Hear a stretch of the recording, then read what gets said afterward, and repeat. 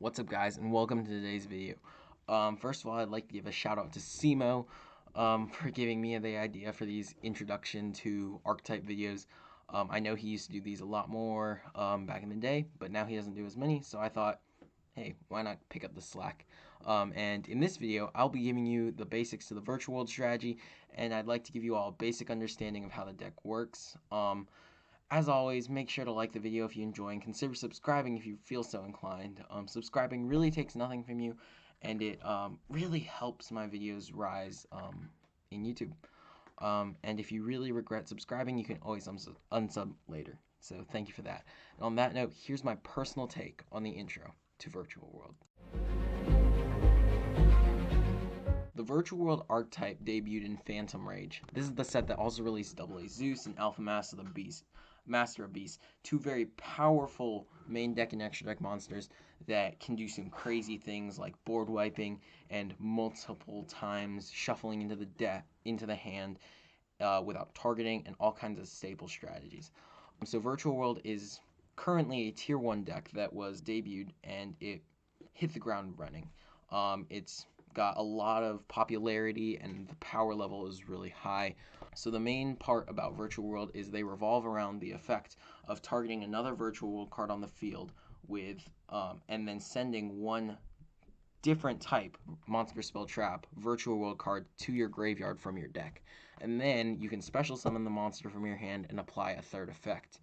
And then many of the extra deck monsters have the effects that rely upon having monsters of different or the same types and attributes in the graveyard, which is also really interesting.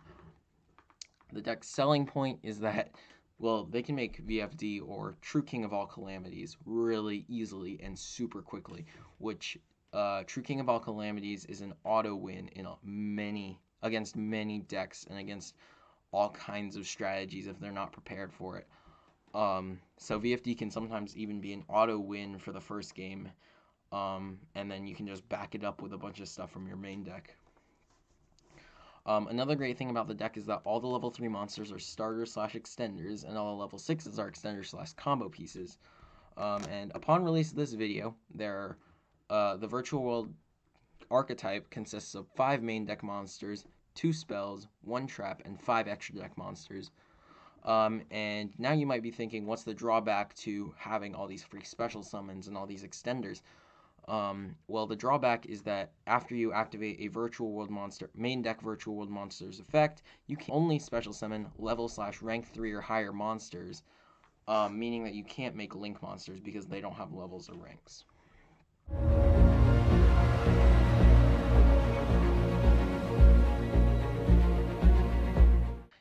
First, I'll start off with Nyan Nyan because she is currently the only main deck Virtual World monster that doesn't have the ability to special summon itself from hand. Nyan Nyan can be special summoned from the grave when you normal or special summon a level 3 monster, but then it gets banished when you leave the field, and it's also a tuner.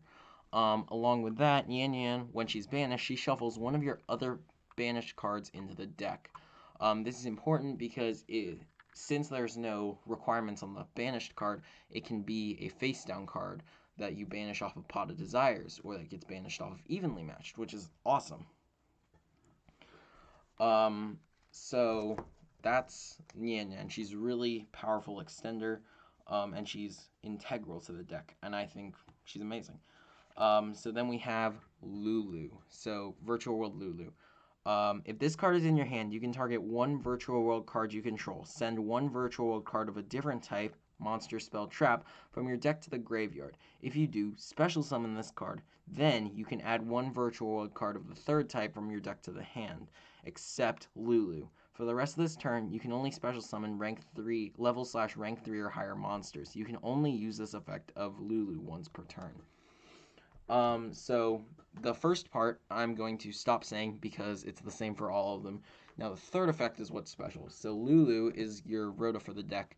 That just means she can search out basically any of the cards in your deck, and she's one of the best cards to open up, and she's what you're going to be searching for off of King Long if you don't have her, because she's just a free +1, which is amazing because you're going to be sending cards to the graveyard from your hand a lot, so even if it's not an important card, you can still use it. And then we're going to move on to the next card, which is Lily. Lily is basically a foolish burial for the deck, so she has the same first effect, but then her second effect is she can send the third type to the grave instead of adding it to hand. Lao is the Monster Reborn extender for the deck, so he just brings back a virtual world monster from your grave in defense. And then Gigi is a recycler that allows you to. He's just like Destiny Hero Decider. He allows you to add a virtual world monster from your graveyard to your hand at the end of the turn. So he's really good. Now to the spells and traps. Kowloon is one of the best cards in the deck because it automatically tutors Chi-Chi or King Long for free. Absolutely free. No cost, no downside. And its second effect has high potential. The main potential comes from the ability to summon up to 4 virtual world monsters with different names from your extra deck, which would be really sick. But it's not really worth putting more than 1 copy of each face-up continuous spell trap onto the field. Maybe once we get the second continuous trap, that might be an option. But right now it's not worth it because that would be 4 of your 6 copies, which, no, not good. And so it's just a tutor, and then that gives you a target for your main deck monsters. And then, so the first of the 2 continuous cards is the spell, King Long. So King Long allows you to banish 1 virtual world card from your grave, meaning that it can be spell trap or monster. Then you can negate 1 face-up monster's effects. So that means you can negate something like Drytron's Vanity Ruler or Vanity's Fiend. You can also negate something like Pachycephalos or Barrier Statue, which just allows you to deal with monster floodgates really easily. And then the second effect is the best effect, and it allows you to banish it from the grave to add 1 virtual world monster to your hand and then send 1 card from your hand to the grave. So it can send the dead cards in your hand like Nyan Nyan to the grave or your Psy-Frame drivers, because I run Psy-Frames in my deck, so I think it's pretty great to send the dead cards. And it allows you to add your Lulu, which is an inherent +1. So it's really great. So out of the whole exchange, if you have 2 cards in your hand, then you can go +1 with Lulu. Then the second card is the trap, Chi-Chi. So Chi-Chi is a continuous trap that is amazing. It's flat crazy. It allows you to target 1 face-up card on your opponent's side. 1 face-up card on the field. Dang, I thought it was just the opponent's, but it's also yours. From targeting 1 face-up card on the field, and you can destroy it by shuffling 2 virtual world cards from your banished into the deck, which is crazy. So that means you can recycle your own cards while destroying your opponent's cards and creating advantage. That's crazy. And if the card wasn't good enough, you can even banish it from your grave to modulate the level of 1 virtual world monster you control by 3 up or down. So you can make a level 3, a level 6, a level 6, a level 3, or a level 9. Or you can make your level 9s level 12s, or make your level 9s level 6s. It's insane. So this easily allows you to go into VFD plays. Now we're going to be moving on to the extra deck. So I will see you all there.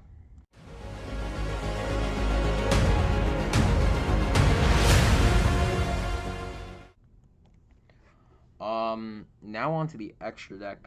So in the extra deck, there's 2 Synchro and 3 Xyz monsters in archetype. So you obviously run more, but that's just the cards in archetype. So Jaja is the in archetype Dragoon out.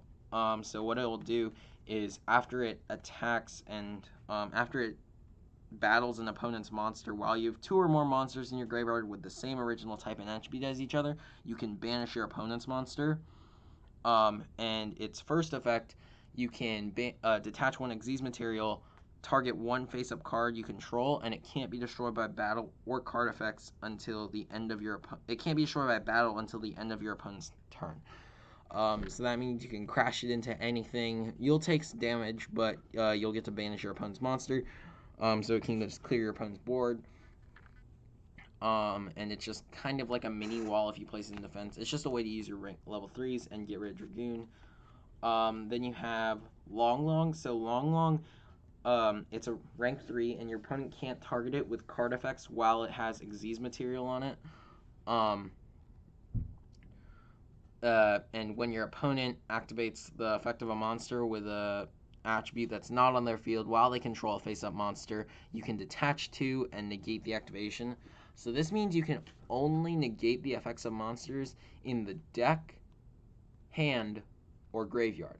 You can't negate the effects of cards on their field, because that means it would be face-up on the field with the attribute it has. So you can only negate hand traps or hand effects or whatever. The deck cards like the Awakening the Possessed or graveyard or banished cards. Which, like, the graveyard banished part is pretty good, but, like, the hand thing is not great.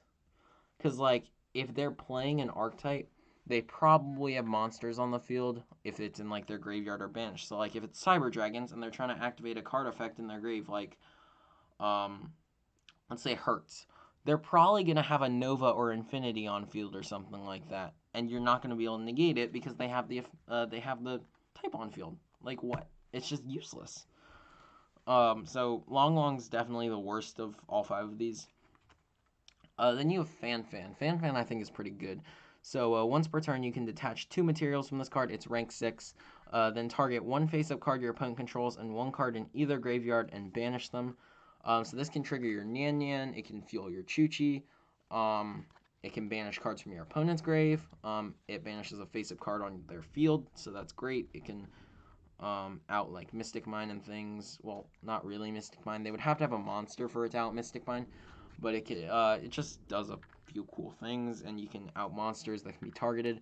It's a cool card, and when it's destroyed by your opponent while in its owner's place, its owner's zone, then you can special summon 2 virtual world monsters with the same type and attribute as each other from the deck. So that's pretty cool.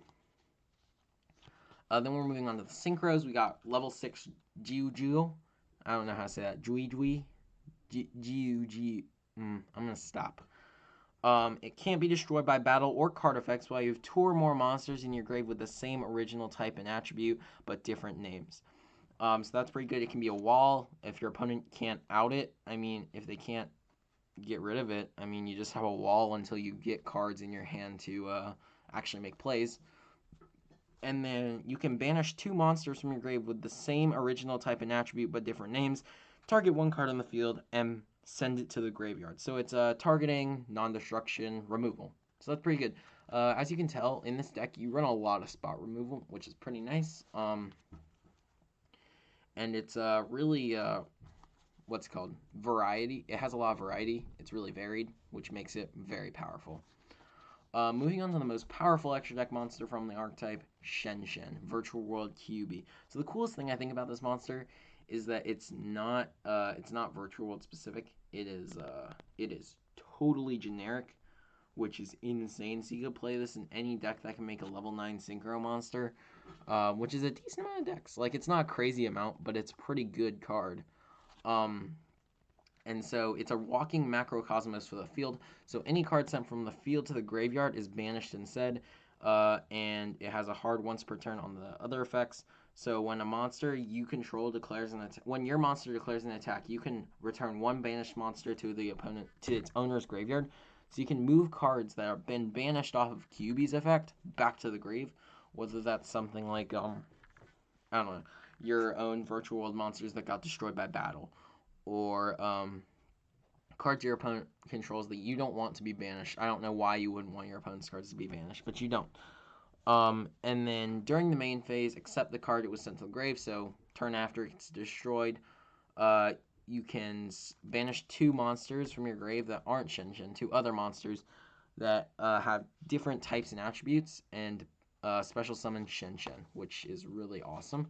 And that is my whole summary of the extra deck. That is the whole archetype. If you really made it through this video, I'm really grateful and really happy that you stuck around, and I'm super excited for this journey in YouTube with you.